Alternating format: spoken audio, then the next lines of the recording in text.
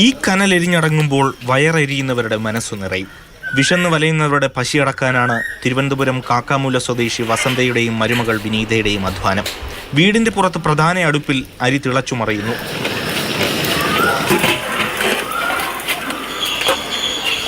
അവിയലും തോരനും മോരുകറിയും മീൻ പൊരിച്ചതും പായസവും തുടങ്ങിയ എല്ലാ വിഭവങ്ങളും തയ്യാർ. വാഴയിലെ എണ്ണ തേച്ചു വാട്ടി. ഇനി എല്ലാവരുടെയും കൂടിച്ചേരൽ.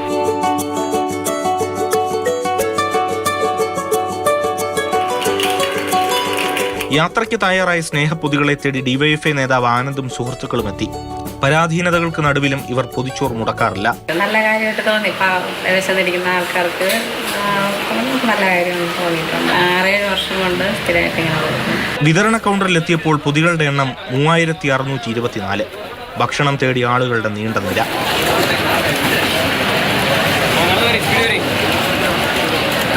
വെറും 100 പൊതിച്ചോറിൽ മാത്രം മെഡിക്കൽ കോളേജിലെ ഒരു വാർഡിൽ കൊടുത്തു തുടങ്ങിയ ഒരു ക്യാമ്പയിൻ ഇന്ന് 7 വർഷം പിന്നിടുമ്പോൾ ഈ മെഡിക്കൽ കോളേജിൽ എത്തുന്ന 1,28,00,000 മനുഷ്യരുടെ വിശപ്പാണ് ഈ സംഘടന അകറ്റിയിട്ടുള്ളത്. വസന്തയമ്മയുടെ സ്നേഹം ഇവർ പലർക്കും കൈമാറി. സംതൃപ്തിയോടെ അവർ സ്നേഹം രുചിച്ചു. മുഖത്ത് പുഞ്ചിരി തെളിഞ്ഞു.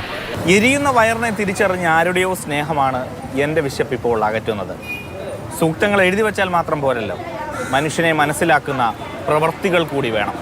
നല്ല കേരളത്തിനായി, നന്മയുള്ള കേരളത്തിനായി. VS ബിജുവിനൊപ്പം AK Stephin, Mathrubhumi news, Thiruvananthapuram.